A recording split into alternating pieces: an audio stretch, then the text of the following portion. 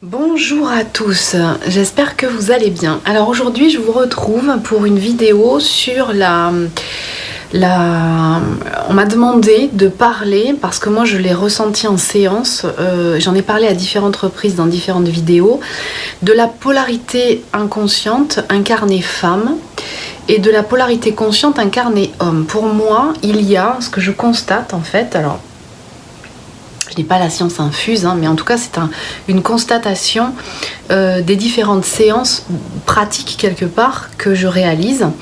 Et quelquefois, je dis bien quelquefois, c'est pas systématique, mais je ressens qu'il y a pas mal de femmes qui se croient de polarité consciente à la base, donc ex-chaser, parce qu'elles sont éveillées au lien et qui s'avèrent en réalité être des polarités inconscientes à la base. Et ce qui m'a fait ressentir qu'effectivement, en fait pour moi, il y a vraiment 4 profils. Il y a 2 polarités, la polarité inconsciente à la base et la polarité consciente à la base. Et au sein même de chacune de ces 2 polarités, à mon sens, il y a la polarité incarnée femme et la polarité incarnée homme. Et il y a une différenciation entre les deux. On fonctionne dans cet univers de flammes jumelles, dans le discours, dans la sémantique, suivant des bases qui ont été mises en place, édictées il y a un certain nombre d'années et qui ont eu le mérite de mettre en place, de structurer, on va dire, un univers pour pouvoir justement mieux le comprendre et savoir un petit peu où on en était. Mais simplement, à mon sens, il n'est pas assez complet. Il est trop stigmatisé et trop enfermé. Et c'est beaucoup plus nuancé que ça. Et moi, ce que je constate, c'est qu'effectivement, les polarités, dans la polarité inconsciente à la base, les femmes ne réagissent pas, n'ont pas le même mode opératoire, j'ai envie de dire, qu'un homme incarné homme de polarité inconsciente. Une femme de polarité inconsciente, parce qu'il y a vraiment un encodage génétique qui est intrinsèque dans chacun des genres, sans mettre bien entendu de grandes généralités sur le mode de fonctionnement, ce qu'est un homme et ce qu'est une femme. Il y a différents hommes, différentes façons d'être un homme, différentes façons d'être une femme, bien entendu, je ne vais pas rentrer dans ces considérations. Mais une femme, en règle générale, est encodée d'un programme qui est, et particulièrement si elle est mère, mais pas systématiquement, c'est pas obligatoirement, d'une structure, d'une organisation dont n'est pas encodé un homme.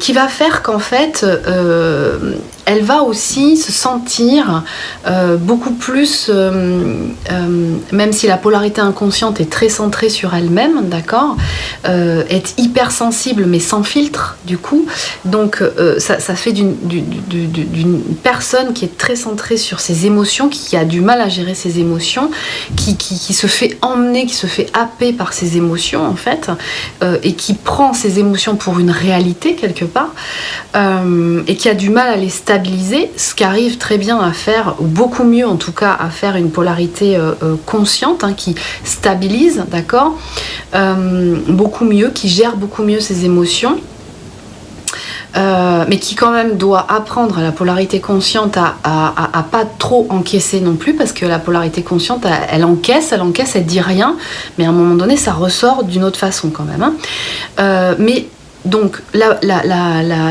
polarité inconsciente incarnée femme va être plus éveillée que la polarité inconsciente incarnée homme. Elle va bien souvent s'éveiller au lien avant, alors je parle bien entendu, alors elle va s'éveiller au lien beaucoup plus que l'homme incarné homme dans la polarité inconsciente. Ce qui fait que par ces caractéristiques qui ont été déterminées à un moment donné, elle va se croire de polarité consciente à la base, parce qu'elle s'éveille au lien, parce qu'elle arrive sur la sémantique de flamme jumelle, qui bien des fois, elle n'a pas forcément envie, hein, c'est pas obligatoire qu'elle ait envie d'utiliser ce mot-là, elle peut utiliser un autre mot. Quelquefois elle va dire que voilà, c'est quand elle est assumée, quand elle sait qu'elle est polarité inconsciente, quand une femme sait qu'elle est polarité inconsciente, bien souvent il va y avoir un certain nombre de choses qui vont être assumées. Notamment dans le fait de ne pas utiliser forcément la sémantique de flamme jumelle qui va la gêner, hein, parce qu'elle se sentira enfermée, d'accord. Donc il y a à la fois des caractéristiques de la polarité inconsciente qui sont un peu systémiques, je vais dire, quel que soit homme, femme, d'accord, et d'autres qui vont être un peu nuancées entre l'homme et la femme. Et pour la femme, en fait, moi ce que je constate, c'est que elle va pas être uniquement centrée sur elle. Elle va quand même être encodée de ce programme qui va lui faire prendre des décisions, mais en ayant conscience quand même qu'il y a d'autres personnes qui dépendent d'elle, d'accord. Donc ça, vous me voyez arriver avec mes gros sabots, c'est l'encodage un peu féminin qui porte l'enfant, qui donne naissance à quelque chose, même si elle n'est pas mère, hein, mais qui du coup conscientise, c'est programmé en elle, que quelque part, voilà, quand on prend certaines décisions, ça a forcément des conséquences autour de soi, d'accord. Ça ne veut pas dire que, parce qu'il y a le joug très patriarcal, hein, duquel nous souhaitons sortir, nous les femmes, qui dit que parce qu'on est une femme, forcément on doit se dédier à la famille, aux autres, etc. Non. L'idée n'est pas celle-là. Simplement, ce que je dis, c'est que dans cet encodage génétique, du coup, ça va générer un mode de fonctionnement qui va être différent de celui d'un homme au sein même de cette polarité inconsciente à la base. Donc, c'est important de l'intégrer ça, parce que du coup, elle va avoir un système de fuite, hein, qui est caractéristique du mode de fonctionnement de la polarité inconsciente, par système de protection, d'accord.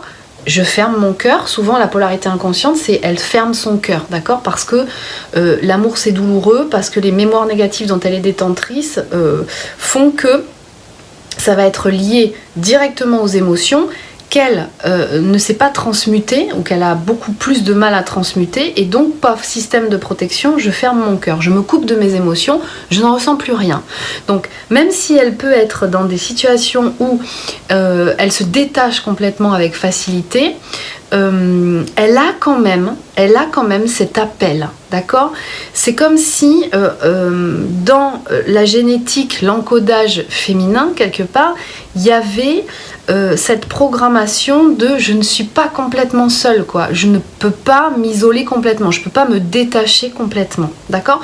Donc elle va ressentir quand même dans son mode de fonctionnement qu'elle est en attente, elle peut être en attente de son autre si c'est un homme, d'accord, parce que l'homme, dans la polarité consciente, va toujours avoir ce mode opératoire de fonctionner un petit peu, voilà, c'est le guerrier. L'homme, c'est celui qui va chercher le steak, d'accord. Donc, il y a une certaine programmation de totale autonomie, même si on peut dire que dans la polarité consciente incarnée homme, ça fait de cet homme une énergie un peu plus féminine, d'accord. C'est un homme, ce sont des hommes qui vont être connectés un peu plus à leur féminin sacré, qui vont intégrer en eux certains comportements, qui vont être très à l'aise avec des femmes par exemple,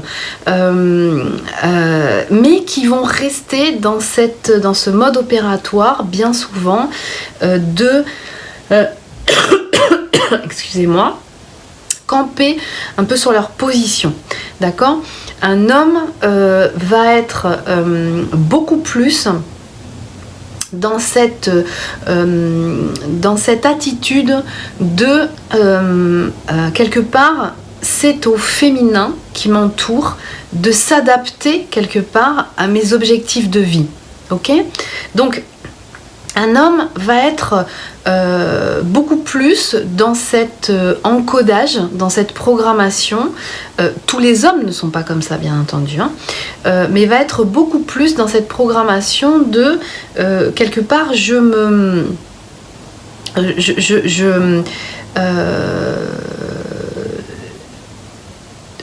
il faut que je me positionne, et je me positionne en tant que, voilà, dans cette programmation du masculin dans nos sociétés, l'idée c'est que l'autre s'adapte à moi, d'accord? Donc la femme s'adapte à moi, ou l'autre, si vous êtes un couple unisexe. Donc la démarche, vous voyez bien que le challenge de ces couples-là, qui sont constitués effectivement d'une polarité consciente incarnée femme, d'une polarité consciente incarnée homme, ou même dans les couples unisexes, va donner, alors dans les couples unisexes, quelque part, c'est... vous avez vous reconnaissez ce savoir-être, d'accord? Mais dans les couples de sexe complémentaires, vous allez vous retrouver dans des phases en fait qui vont être assez nuancées par rapport quelque part aux profils types qui ont été énoncés il y a quelques années. Et c'est ce qui peut vous amener quelque part à vous retrouver assez déstabilisé, et notamment chez les femmes, puisque c'est beaucoup elles, alors non pas qu'il y ait aucun homme qui regarde des vidéos, qui s'intéresse à tout ça, mais c'est beaucoup les femmes qui regardent les vidéos, qui vont beaucoup à la recherche, notamment dans les guidances, dans les vidéos d'information par rapport au sujet. Et encore une fois, comme je vous avais déjà dit dans une autre vidéo, comme dans les guidances par exemple, bien souvent on utilise le terme de la féminine, le masculin, mais quelque part, même si on évolue, hein, bien entendu, quand on a évolué, quand on a avancé sur le chemin et qu'on est aligné à soi-même, on a nos polarités qui sont rééquilibrées en nous, et donc on peut se retrouver quelquefois dans des mécanismes de fonctionnement qui peuvent ressembler beaucoup à celui de notre autre en début de parcours, d'accord? Donc ça c'est à vous aussi, quand vous êtes évolué, c'est-à-dire quand vous êtes assez avancé dans votre cheminement, vous avez ce discernement, vous avez cette capacité de voir, de discerner et de voir un petit peu comment vous fonctionnez. C'est important à mon sens d'avoir cette information, même si moi personnellement, pour l'outil que j'utilise en hypnose, je n'ai pas besoin d'avoir le diagnostic, j'ai envie de dire, de votre polarité pour faire le travail, d'accord? Donc les gens qui travaillent avec moi savent comment ça fonctionne, c'est-à-dire qu'en fait c'est votre inconscient qui vous amène contacter au fur et à mesure des différentes séances ce que vous avez à contacter, peu importe votre polarité. Simplement, comme il y a quand même sur ce parcours une notion fondamentale basée sur l'expérimentation quelque part, de leçons à apprendre, d'intégration, vous pouvez à un moment donné de votre évolution vous sentir un peu bloqué dans votre parcours, peut-être parce que, je dis bien peut-être, hein, parce que ça n'est pas la réponse à tous les blocages que vous rencontrez actuellement, si vous en rencontrez bien entendu, mais c'est peut-être dû au fait que vous avez mal orienté votre polarité, et à un moment donné c'est quand même important d'être conscient de sa polarité. Pourquoi? Parce que dans l'expérimentation, on va dire dans le travail à faire à la maison, dans les devoirs en dehors des séances, vous avez quelque part des axes de travail à mettre en place, d'accord? Et qui ne sont pas du tout les mêmes selon votre polarité. Donc ma façon de travailler, par exemple, je donne un exemple concret, c'est lorsque vous faites les séances en hypnose, donc vous allez dans ces séances contacter les mémoires que vous avez à contacter pour les transmuter ou bien pour les rebooster, d'accord? Mais vous allez aussi expérimenter un certain nombre dans la zone alpha, un certain nombre de choses que vous êtes en capacité de réaliser grâce à votre esprit que vous mettez à disposition et au service de votre âme. Donc vous expérimentez la 5D, vous expérimentez quoi faire dans la 5D, comment travailler. C'est pas juste je médite et je me laisse envoler, c'est je structure un certain nombre de choses. Et puis vous recevez aussi des messages. Donc ces messages, ils sont importants parce que ça va vous aider justement à continuer, suite aux séances, à structurer un certain nombre de travaux pratiques qui vont vous permettre d'encoder, de reprogrammer un certain nombre de comportements qui vous seront positifs par rapport à votre polarité. Ça veut dire quoi concrètement? Une polarité inconsciente à la base, elle n'est pas assez ancrée à la base. Donc elle va elle canalise très facilement, mais le problème c'est comme elle n'est pas assez ancrée, elle se laisse happer par tout ce qui passe. Donc il est fondamental qu'elle s'ancre de façon à ce qu'il y ait cet alignement, d'accord? C'est ça l'alignement, c'est l'ouverture du coronal des plans supérieurs, connecté en fait à la connexion, l'enracinement, d'accord? De façon à ce que le cœur puisse être ouvert et que vous soyez vraiment connecté à votre essence qui est dans le siège de votre, qui est le cœur et le siège de votre essence, de votre âme. Donc l'idée c'est que du coup vous expérimentiez en tant que polarité inconsciente le fait d'être persévérant, de mettre en place une méthodologie dans votre vie concrète, dans votre vie pratique. Et c'est un message qui est particulièrement opportun à mon sens en ce moment, c'est qu'effectivement les polarités inconscientes à la base, là on vous fait beaucoup travailler justement l'enracinement et la méthodologie, c'est-à-dire on vous enlève vos joujoux, quoi. On vous dit maintenant toute cette facilité que tu avais à connecter des gens, à passer d'un boulot à un autre, d'une relation à une autre, etc. Aujourd'hui, c'est fini, tu vas arrêter de surfer sur tes facilités. On va t'amener à travailler d'autres aspects pour que tu sois complet. C'est-à-dire que pour que tu puisses allier tous ces points positifs et que tu sois vraiment, que vous incarniez votre puissance, d'accord? Incarner sa puissance, c'est vraiment être complet. Et donc on va vous amener, polarité consciente, à travailler certaines choses dans la matière, d'accord? Donc par exemple dans les séances, moi je peux me retrouver à recevoir des messages ou que la personne reçoive des messages pour travailler sur d'ici la prochaine séance par exemple sur un aspect de sa vie, à être un petit peu plus rigoureux par rapport à son organisation de l'agenda, avoir plus de patience par exemple sur la gestion de ses dossiers, c'est-à-dire qu'en amont du projet il y a toute cette phase de réflexion mais où effectivement il faut compter aussi sur d'autres personnes, l'agenda d'autres personnes, il faut compter sur des temps de mise en œuvre de démarches administratives. Donc en général la polarité inconsciente à la base a un peu de mal avec les démarches administratives. En fait c'est tout ce qui est, la polarité inconsciente à la base a du mal avec tout ce qui est structurel, d'accord, très ancré dans la matière, c'est une polarité qui est très impatiente, qui veut tout de suite, c'est-à-dire que dès qu'elle en a l'idée, la forme pensée qui la traverse, paf, il faut que ça se mette en œuvre tout de suite dans la matière. Donc ça va, la polarité inconsciente en ce moment elle va être fortement ralentie par rapport à tout ça pour justement l'amener à travailler beaucoup plus dans l'ancrage et donc d'acquérir une certaine méthodologie, une patience pour comprendre quelque part le process de co-création. C'est vraiment ça. Il faut savoir aussi que la polarité inconsciente à la base alors je l'ai observé, de là à dire que c'est à 100% de toutes les polarités inconscientes, je n'en mettrai pas ma main à couper, mais ce que je ressens moi et ce que je valide en séance, c'est que la polarité inconsciente a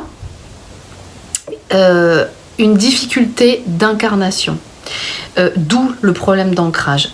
c'est un petit peu... Alors, c'est une polarité qui peut être amenée à penser et à dire bien souvent, mais qu'est-ce que je fous ici? Mais c'est quoi ce monde? Parce qu'elle ne sait pas elle ne sait pas l'organiser, le structurer. Elle se sent... Elle prend les choses en vol. Donc comme on l'a dit précédemment, c'est une polarité qui a beaucoup de nez, donc elle sent les trucs quand c'est bon, quand c'est pas bon. Elle sait pas expliquer pourquoi, mais elle sent. Donc jusqu'à présent, elle arrivait à s'organiser, d'accord? Mais là aujourd'hui, on est dans des énergies qui appellent beaucoup plus à l'authenticité et à la reconnexion d'âme. Donc ça veut dire quoi? Ça veut dire que tous les anciens paradigmes, ils sont en train de se déliter.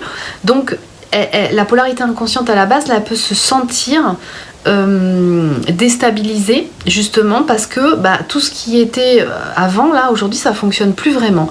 Et ça va lui demander de travailler beaucoup plus dans la matière, d'accord?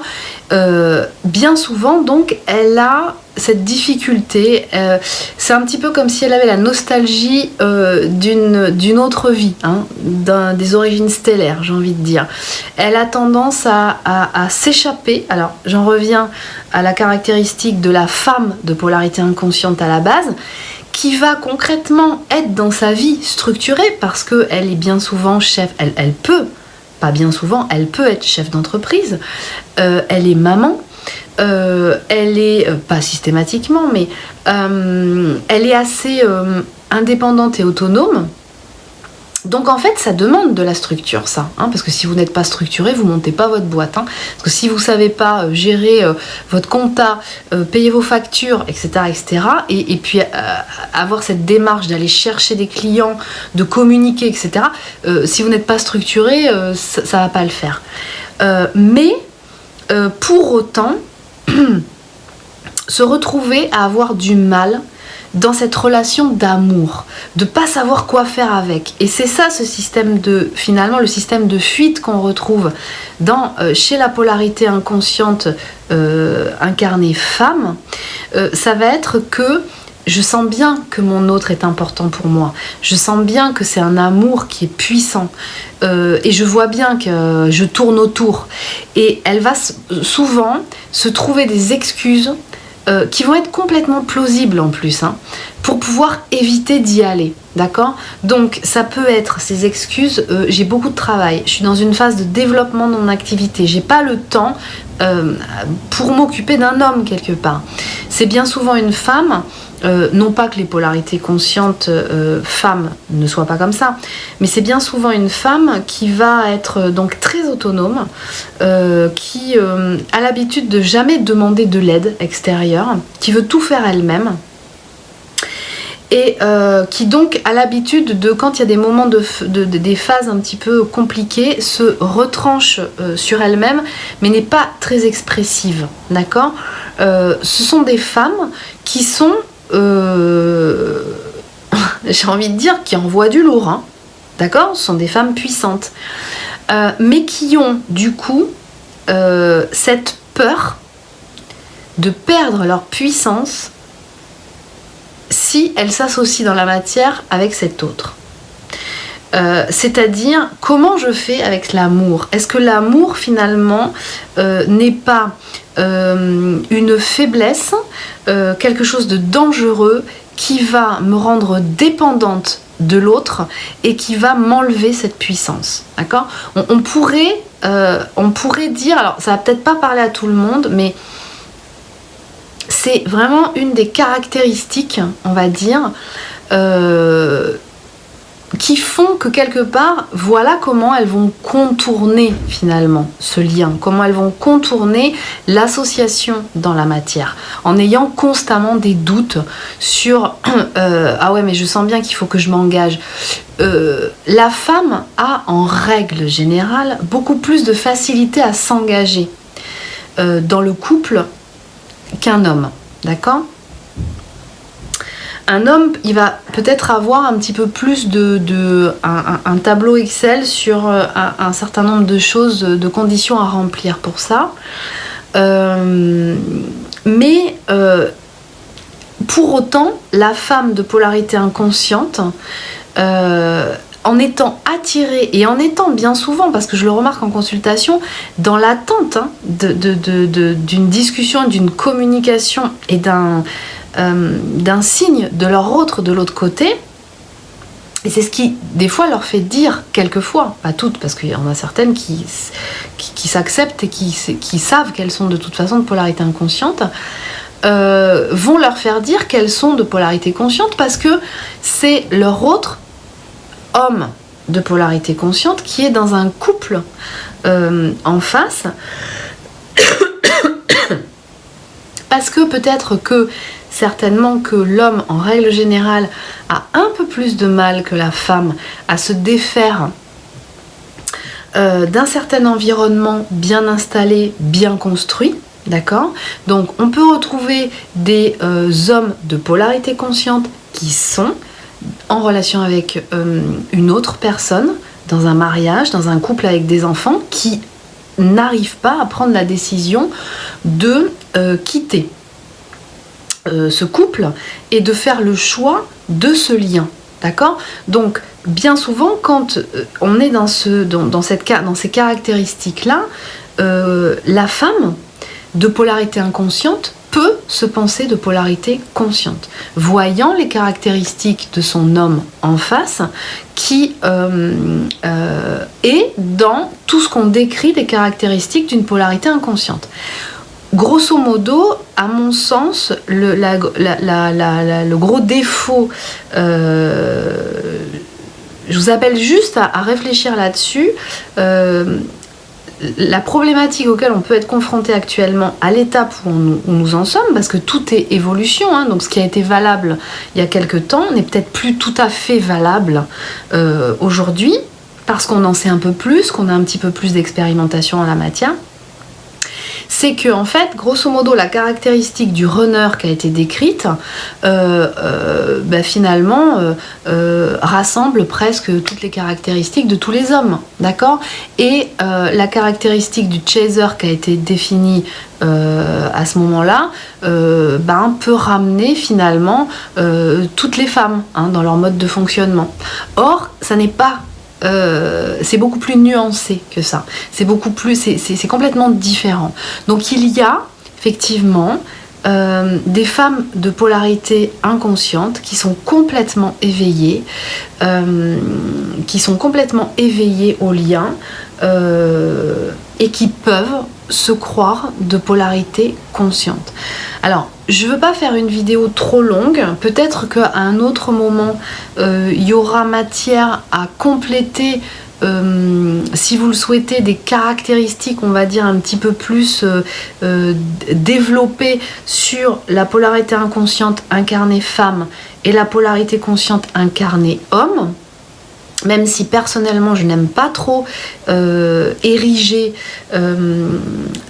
une liste de caractéristiques parce que ça nous fait retomber dans un tableau Excel et que c'est à nouveau on se prend pour la Bible et que quelque part c'est pas ça, c'est-à-dire que là ce qu'on nous demande c'est vraiment on apprend au fur et à mesure, on ressent au fur et à mesure et l'idée c'est de surtout pas s'enfermer dans les anciens paradigmes justement, voilà, donc on est en plein dedans. Donc j'espère que cette vidéo aura répondu au mieux aux questionnements que pour certains vous aurez eu. Je mettrai les commentaires ouverts de façon à ce que vous soyez en mesure d'échanger si vous avez des commentaires constructifs et intéressants à développer, apporter peut-être votre témoignage éventuellement. Voilà. Je vous souhaite à tous une belle fin d'année 2019 et de bien vous préparer à commencer cette nouvelle année 2020. Je vous dis à très bientôt.